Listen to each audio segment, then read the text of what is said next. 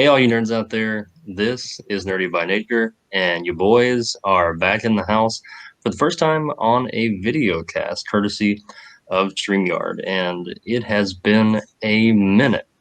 I'm one of your hosts, Agent Smith, and joined by me as always is my partner in crime, Captain Rogers. Cap, it's been a while. How you been, man? How's this is a strange time that we're living in right now with quarantine and coronavirus. How you holding up? Oh, it's crazy, man. I've been stuck inside the house for like the last 2 months and just trying not to go anywhere that I don't have to because unfortunately, I mean, everybody's susceptible to it. It sounds really bad, but apparently I'm more susceptible to it because, I've had the kidney transplant and everything. So Right? I've just been watching shows and movies and reading and everything I possibly can to keep myself sane. Oh yeah, not go stir crazy. That's me, man. Like you know me, I'm an extrovert, so no surprise there. I'm sure people can hear that come out onto the podcast. So for me, it's just being indoors and primarily, by ourselves. It's just like this is, we needed this for sure. And we want to obviously keep the show going and keep bringing you quality content as far as Nerdy by Nature and comic book runs and movies, entertainment. Even though, of course, a lot of us haven't been able to go to the movie theaters; they're closed. Again, it's just a strange and fluid time, but we're all trying to stay safe, stay 6 feet away, and we laugh about it because it's one of those things where comedy sometimes is often the best medicine. And so to get back into our full swing here at Nerdy by Nature, Cap, for this episode, we're excited because since we are indoors now, one of the things that you've been doing and one of the things that I've been doing is reading some more comic books. And I actually just put in an order on IST. I'm pretty excited about it. It's the trade paperback 2 volume collected edition of Uncanny X-Force by Remender. So looking forward to that. Coming in the mail year 4 of this run that we're going to be doing right now. And that is DC's Injustice Gods Among Us Year 1, the complete collection edition of this Year 1 title. And Cap, we're looking forward to talking about this one because it really is DC's version, in my opinion, of Marvel's Civil War, in that Yeah. it pits two of their biggest heroes, so Superman and Batman, against one another, and they both have their own camps, they both have their own school of thought, and that's pretty much all of year 1 is Superman has that one bad day where he just snaps, and we'll get to that in a minute. But it's one of those journeys where you don't really know what's going to happen throughout the collected run until the very end, and you wind up at a place where it's like, okay, there is this line in the sand that's been drawn by Superman, and you're either on his side or you're against him, and you're just watching this all unfold throughout this year 1 collection. And before we jump into it, Cap, let me go ahead now that we've got the capability of video here to show the listeners what the cover art looks like. So here is Injustice Gods Among Us, year 1, the complete collection. And that's written by Tom Taylor, artist by Jeremy Rappick and Mike Miller, and a host of other artists. So, Cap, what was some of your most impactful characters in this collected run? I mean, obviously, between the two main ones, I mean, it was a crazy good story, and a lot of characters were just acting in ways that you've never seen before. And uh, actually, Aquaman was one of the ones that stood out to me. And he's always been thought of as the joke character, and in recent years, different writers like Jeff Johns and then of course Tom Taylor in this have made him really become a much more important and awesome character. And so I really enjoyed him, and I enjoyed Green Arrow. Actually, had some really interesting moments. Him and Harley Quinn being together for a lot of it, or at least for the beginning of it, was interesting. But it was it was really cool. It worked, and so I would say that aside from Batman and Superman, yeah, definitely Green Arrow and and Aquaman had some really awesome moments to me. I mean, I really enjoyed all of them, but just different moments. Those were the two that stuck out to me.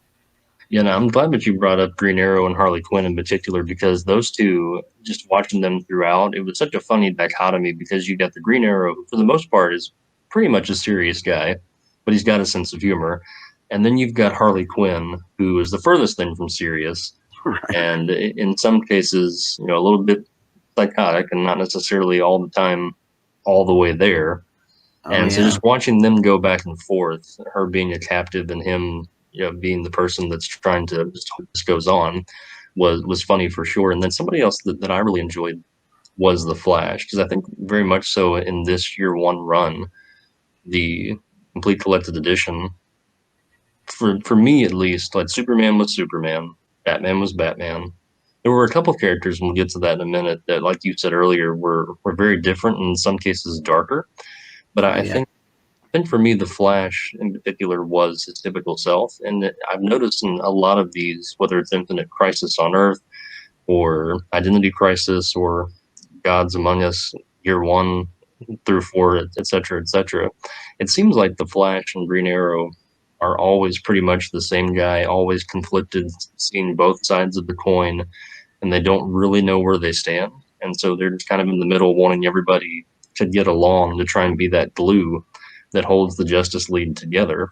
And it Right. doesn't really happen here in this collected run at all. Oh no, not at all. But yeah, I really enjoyed this run. This is one of my favorite uh, of the recent DC collected runs, and um, obviously I'm a big fan of the video game that it's based off of is Injustice, which is made by the same people that make Mortal Kombat, which also made me very happy because Mortal Kombat's like my all-time favorite video game franchise, and just the whole mythos of that franchise is really up there for me. And Sir Cap, let's go ahead and we'll talk about what caused Superman to snap. So I mentioned that earlier, and it's one of those moments that's really hard to watch play out over the panels because essentially this story starts with Superman getting very good news. He's able to hear a second heartbeat inside of Lois, and he knows that she is pregnant with his soon to be child, their child. And he's very happy about it. Goes and tells Batman. Batman pretty well already knows this information is coming because he can read people and read Superman very well. They've known each other for a long time. And so it's very exciting. And then it takes a 180, and the Joker captures Lois, and Superman tries to find Lois as well. He should. That's his soon to be mother of his child. And so he's got to figure out, okay, where is Joker? Where is she? What's going on? And he finally takes it a step too far. He ends up mixing the Scarecrow's fear gas with kryptonite, fool even Superman himself into thinking that he's fighting a version of Doomsday, and he hurls him out into outer space when in all reality winds up being Lois and his unborn child. And it's a heartbreaking moment because the Joker's went a step further, as he often does, and has linked Lois's heartbeat to a timed bomb detonator that winds up going off and firing right into Metropolis, completely incinerating it and all of the people that Superman has fought so hard for and loved and cared about. And the Joker essentially takes from Superman in a couple of panels, and it's a lot to digest when you're reading it.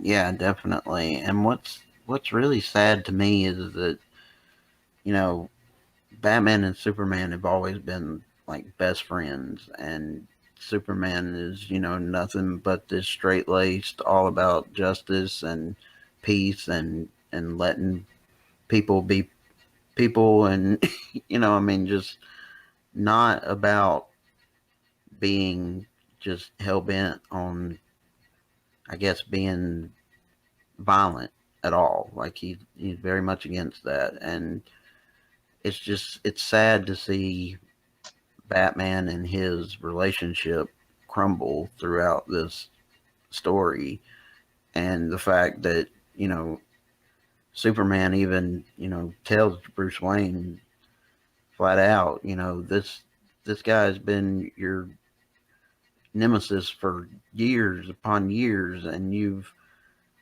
put him away several times, and he's gotten out every single time, and if it wasn't for you, this if you had put him away for good, and we know what that means. If you had put him away for good, this wouldn't have happened. And he basically puts the whole incident and Lois Lane's death on Batman, and it's really sad to see how everybody's relationships just kind of crumble in this, and how different each side of the story is, and the divide between all the superheroes. Right. It's like Superman drives this hard wedge between he and Batman, and it's understandable as to why he would want to place a good portion of this blame on Bruce Wayne and Batman, because in a sense, like you had mentioned earlier, and we talked about this before the video cast, it's one of those situations where Superman, in a way, is right. Batman, and because of his one rule with not killing, has for a long time. Because let's be honest, Arkham Asylum is not exactly the most secure facility in the world. It's there's a Really? reason why these villains keep getting out, and he tries to rehabilitate them. And I get where Batman's coming from, in the sense of who are we to make the choices to who lives and who dies, and that's very admirable and it's very heroic, and it's why he's a lot of people's favorite superhero because of the relatability. Right. But with Superman, it's one of those situations where the Joker went too far.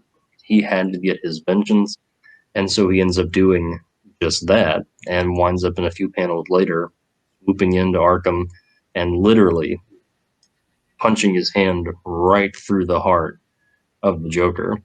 And Yeah, Batman thinks all along that this isn't going to happen, and I didn't think that he would snap in that way. So when I saw that for the first time, I don't know about you, Cap, but that was a really powerful panel.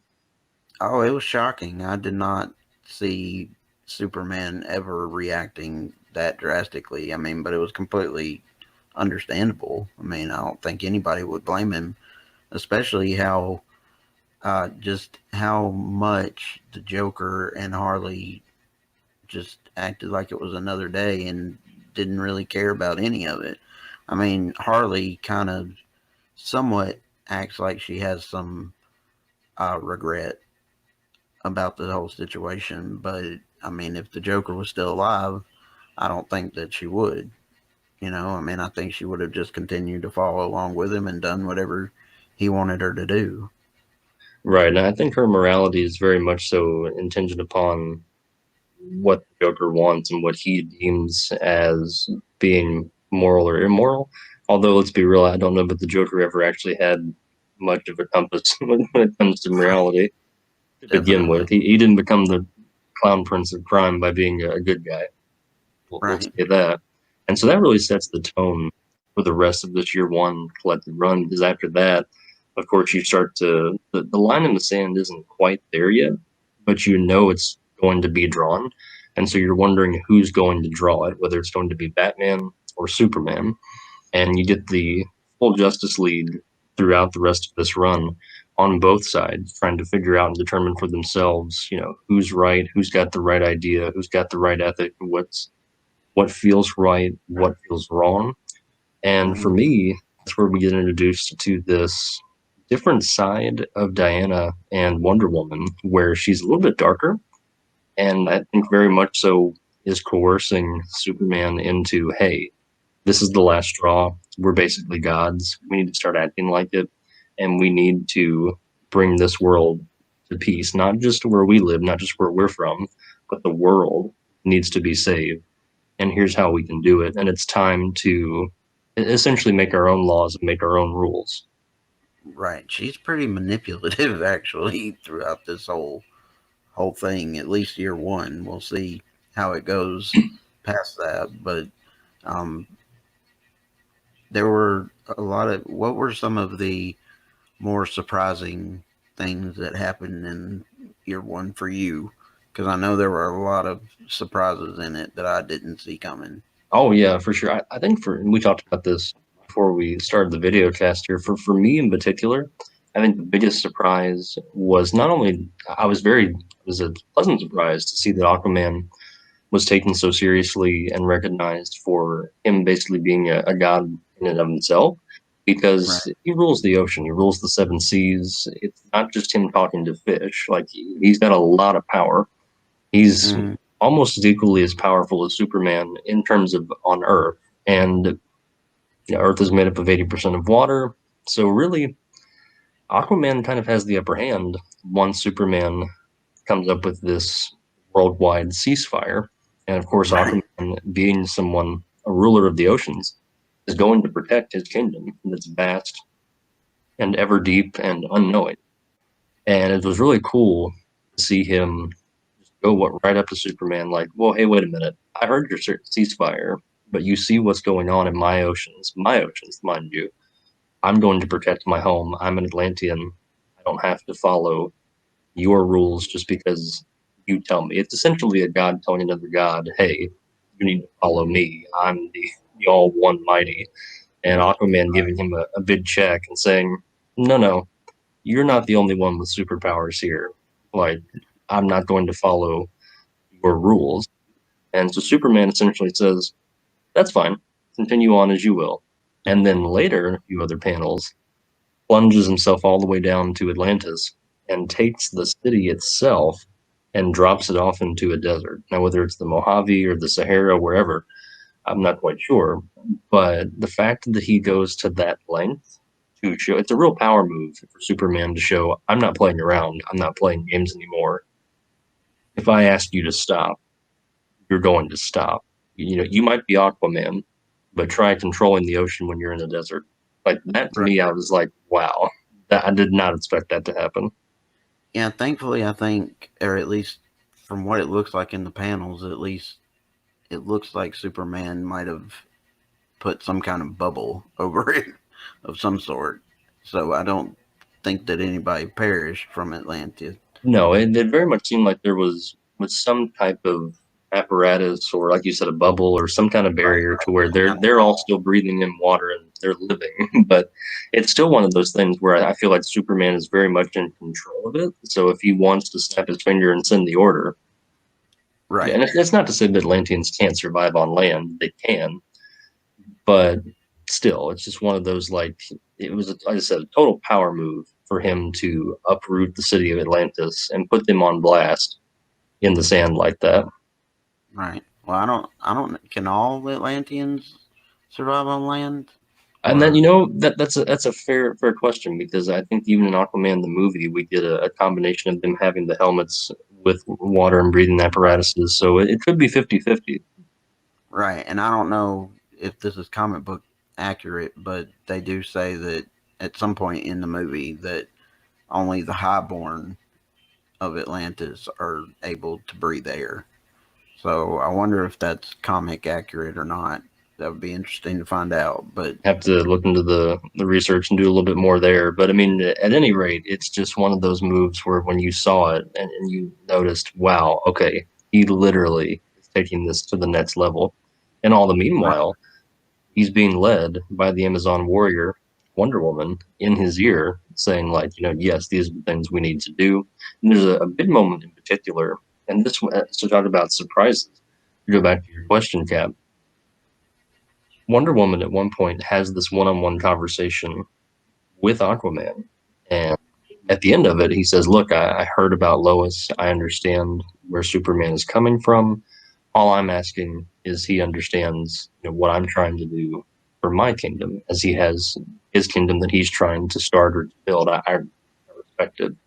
And by the way, right, send him my best and tell him I'm sorry to hear about Lois." And so Wonder Woman goes back to Clark Kent, aka Superman, and he asks what was said in their conversation. And at the end, he says, "Was there anything else that Aquaman had to say?" And Wonder Woman has a choice to make. And in that moment, she chooses to only tell Superman half of the story. And yeah, so for me, I was very surprised by that, because it didn't seem like something a normal Diana would do. Right. I I was surprised by that too, but I have, in like researching and listening to other people talk about this this run. I don't know what other stories there was like this, but apparently it's always seemed, or at least in their view, it seems like Wonder Woman and Superman would be a thing if it wasn't for Lois Lane. So, in I don't know what other comic book runs there might be out there that take place without a Lois character, but you could tell that Diana slash Wonder Woman was really, she was playing it a little bit to her, she was playing it for her benefit a little bit too. You could tell she was being a little selfish in keeping some things um out of it and telling him some things, like kind of trying to continue what they've got going on. You know what I mean? Oh, absolutely. Is I think very much so because in the very beginning of this collected run, you see Batman in Gotham, and he is having his monologue where he says that the streets are quiet and they're no longer ringing out with cries of crime and punishment and things of that nature, but it's a different type of quiet. It's that eerie silence of a dictatorship. And you start to see the Superman seal being draped over certain buildings and armies marching in the streets. And that's because Superman's ultimate plan here is to build an army of super soldiers with Lex Luthor. And they are going to essentially be the creators and masters of this new world, and what they say is going to be law. And so for them, they're going to be keeping the peace, but it also very much seems like they're going to be oppressing a lot in order to keep that peace by any means necessary or by all costs. And of course, Batman, being who he is and having his intuitions, he knows this is a causality or a possibility under this new, you know, reign of Superman, if you want to call it that. And Right. this man of iron is ruling with an iron fist, almost quite literally. And so he realizes very quickly, I need to come up with a contingency plan to try and at least curtail this or give us a chance because we're going to be going up against gods. Because what Lex Luthor ends up coming up with is a super pill that they can give to their select choice of individuals, the super army to enforce justice and peace around the Right. world. So Batman is able to get his hands on a copy. He tries to synthesize it to where everyone on his side of the sand, or that line I was talking about in the sand, they can essentially have a chance, a puncher's chance, to try and gear up for a battle to win Earth back in a way that they can get it back to the way or have some sense of normalcy. So really, in an odd sort of way, Cap, this particular run is somewhat timely right now, as I think we all could use a little normalcy right now. What do you think of all the art? Because I love the Oh art. yeah, the artwork by Rat Pack and Miller and So and company was absolutely gorgeous from panel to panel, and it's done in a newer style that very much makes it feel like it's current, it's fresh, and pretty much every scene that I saw, you could see the emotion in the characters, you could see the intense scenes when they needed to be intense, and then the more somber or serious scenes or quiet scenes. You could also see that with the choice in coloring from panel to panel. So, I mean, it's just not only is it a lot of fun to read from Tom Taylor's story, but it's just wonderful to look at from Rappick Oh and yeah, Miller and others' artwork for sure, start to finish. And agreed. I can't wait because it's a collaborative effort, if I'm not mistaken, between all of these different complete collections. So I can't wait to see what they've got coming, especially in year two, because I believe just from the cover of year two, we get a lot of the Green Lantern Corps characters. So I can't wait to see what all, if we're going out into space with the Green Lantern Corps. I mean, more of this beautiful artwork and then spacescapes all day long. Right. Which brings me to another topic. What did you think about the Green Lantern in the story? Because he's like always been one of my favorite characters, and he just, at least in year one, he didn't. I mean, he didn't have much to do. I mean, it was just He he didn't. And was when I was not one of the thinking, more prominent characters. no, With not at all. And when I was thinking of impactful characters to talk about for this video cast, Green Lantern didn't make the list, and it's right, because of what you just said. He was kind of an afterthought in year one, hmm and I think obviously year two is going to make up for that in a big way. I don't think they would put Green Lantern Corps on the cover and then not have them be the bulk of this story coming up. Because I think, especially for Green Lantern, much in the way of Martian Manhunter and other members of the Justice League, he very much is a step back and look at everything as it's happening instead of being a reactionary type of anti-hero or hero, superhero, what have you.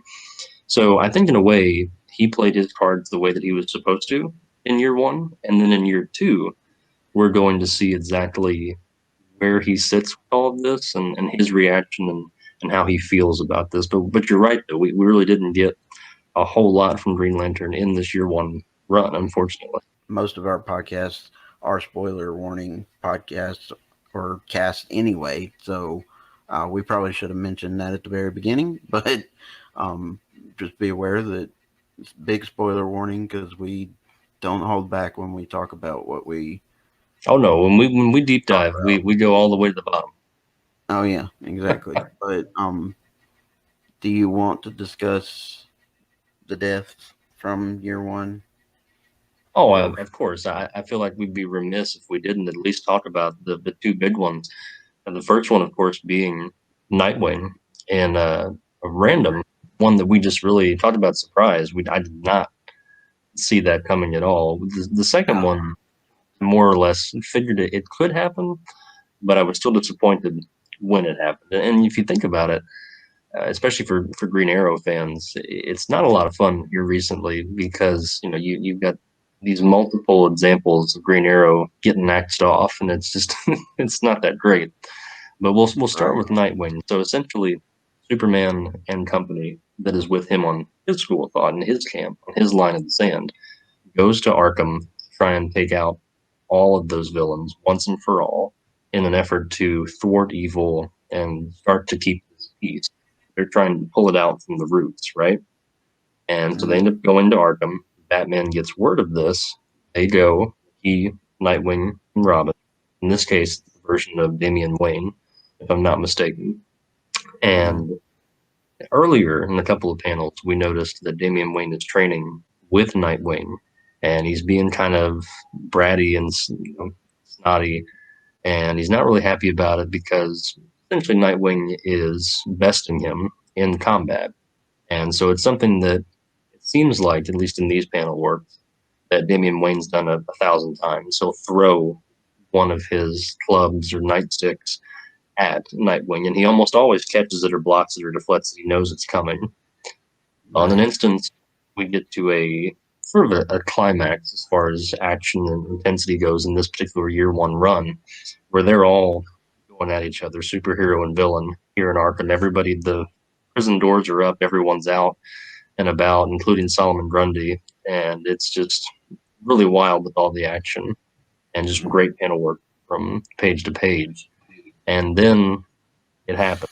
Damian Wayne does his little stunt again, but this time Nightwing is not prepared for it, catches him off guard. He slips, ends up cracking his neck on a rock in such a way that he doesn't come back from it. And it's one of those moments where your jaw doesn't necessarily drop because you've seen it happen in comics before, but Right. it's one where you're just like, wow, okay, did not see that coming in the midst of all No. this.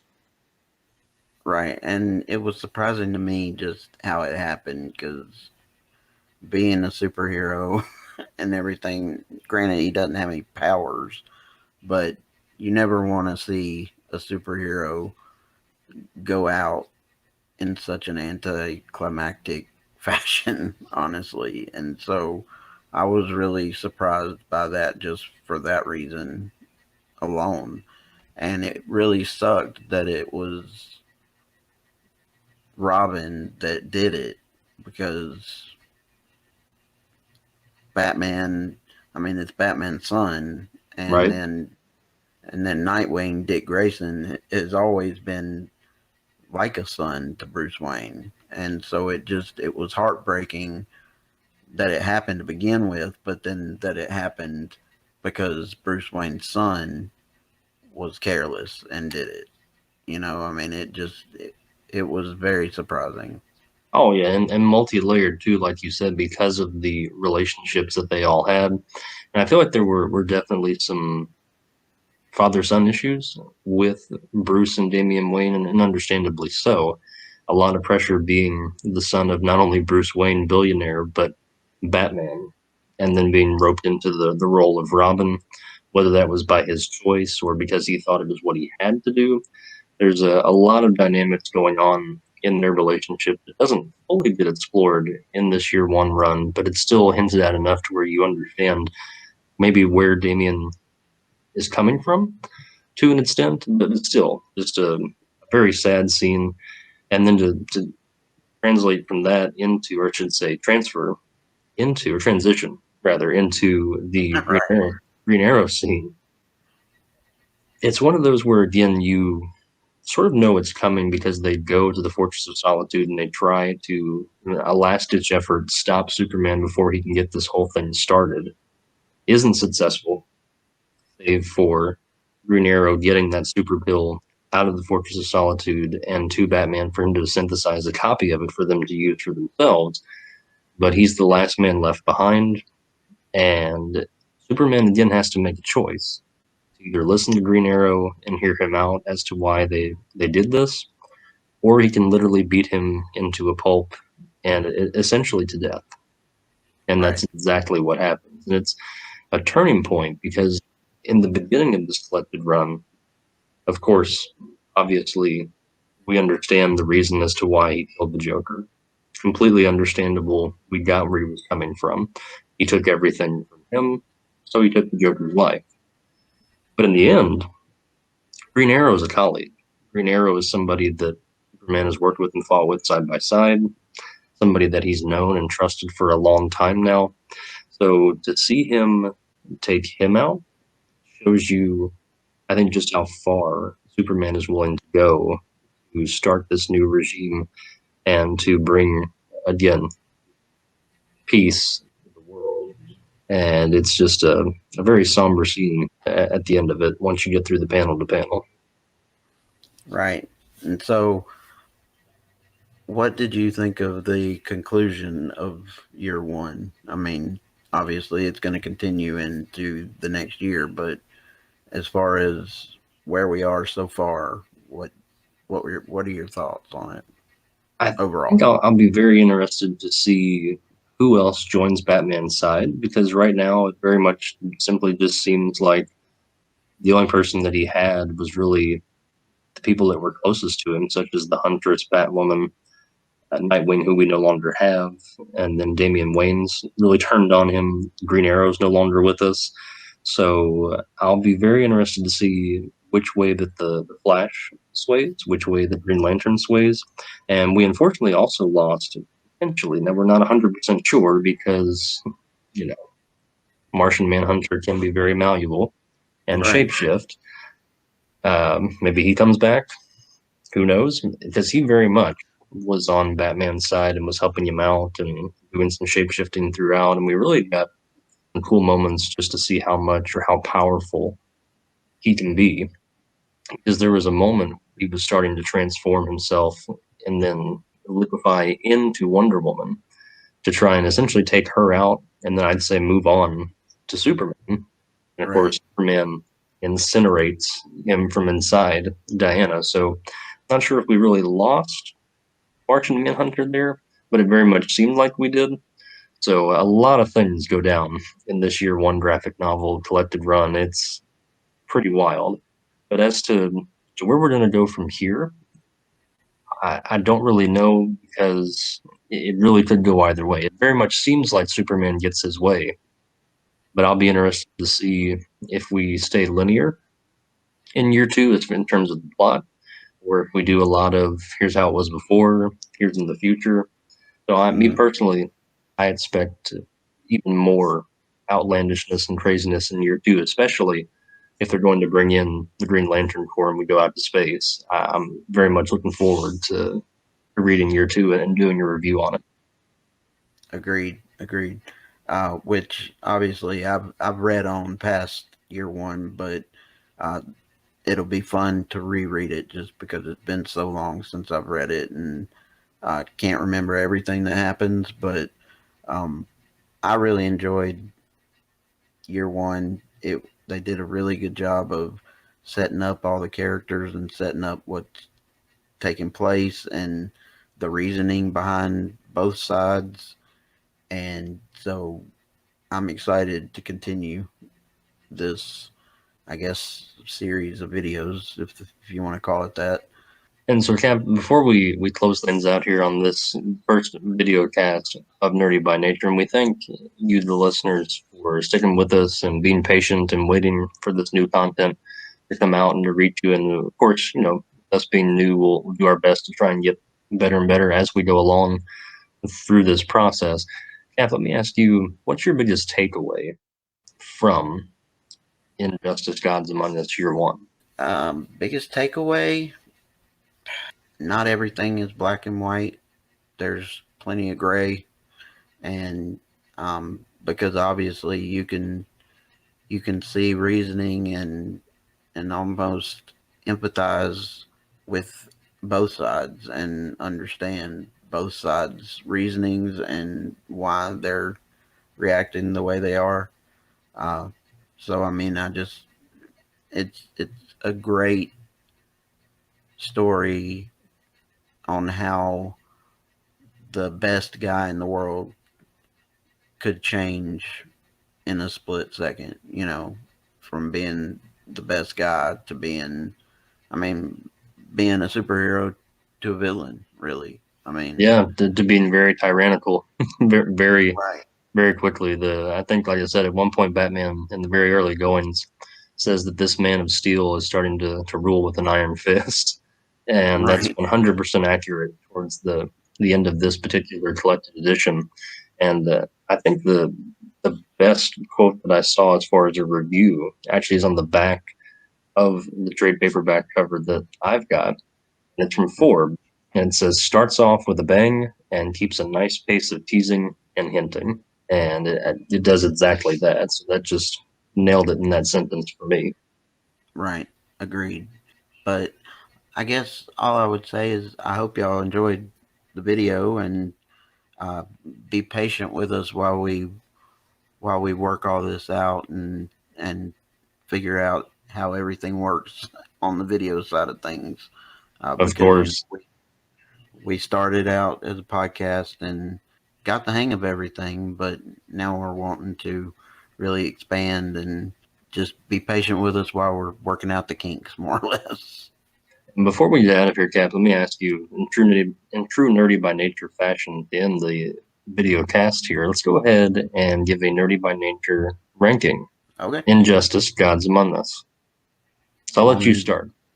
just year one or, Yeah, so we'll just do year one. 'Cause obviously, of course, this is well, a yeah, whole series. So if we had to rank right. well, I think we'll wait until we get to year four to maybe rank the series as a whole.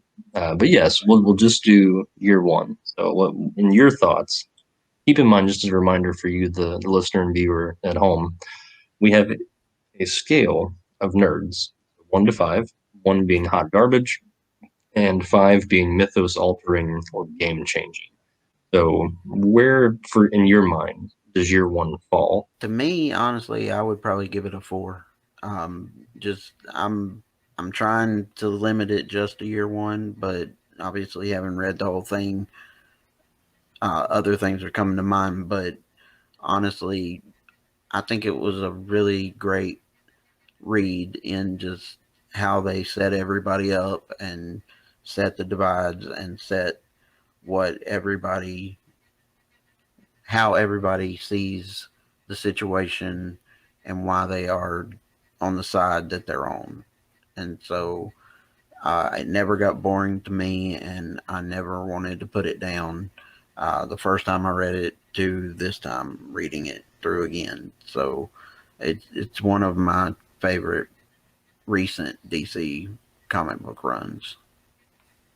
And I'd have to agree with that ranking. I'm going to clock in, no surprise, here at the same. There's a 4.5. I just couldn't bring myself to quite go there because this is year one of a multi-year run. So I don't feel like 5 is necessary. Maybe the series as a whole might get a 5 Right. because it seems like it could be mythos changing and game changing things that getting introduced to for the first time with these characters and seeing characters in new lights, whether that's dark, who knows? We'll have to read these other years and find out exactly what happens to everybody and if everybody makes it Right. or not. But I think 4 sounds about right because it is a fantastic collected edition, or if you're able to read it in single issue, however your style is, whether it's omnibus, collected edition, single issue, go for it. We don't judge here at Nerdy by Nature, that's for sure. We're all about reading comics and keeping up with the times and following these historic collected runs. So for me, I feel like a 4 sounds about right there, Cap. I like it. Agreed. So Yeah, for definitely. our next podcast that we'll have out to you in the weeks to come is going to be, no surprise, Injustice Gods Among Us Year 2. And as I had mentioned earlier in the cast, we have a Green Lantern Corps on the front going toe to toe with the Man of Steel. So it would appear as though at least the Green Lantern Corps probably doesn't really agree with what Superman has in store. And I would like to imagine that Hal Jordan's probably not a fan of it either, but we just didn't really get to see him act upon that in year one. Right. So perhaps we'll get to see him act upon that here in year two. Have to read and find out, and that'll be something that you guys can look forward to listening to and hearing us review in our next video cast here on Nerdy by Nature. And with that, feel free to obviously keep active in the group on Facebook by the same name, Nerdy by Nature. It's free to join. There is no membership fee, so that's a plus. And you can Right. us, and we'll do a better job of starting to be more creative and interactive with you all, especially now that we've got more downtime with all of this quarantine craziness. Right. And with that, that's going to bring our first video cast to a close. But as always, we want to thank you for listening and viewing, and nothing else to say. But as always, Agent Smith signing off. And I'm Captain Rogers. God bless.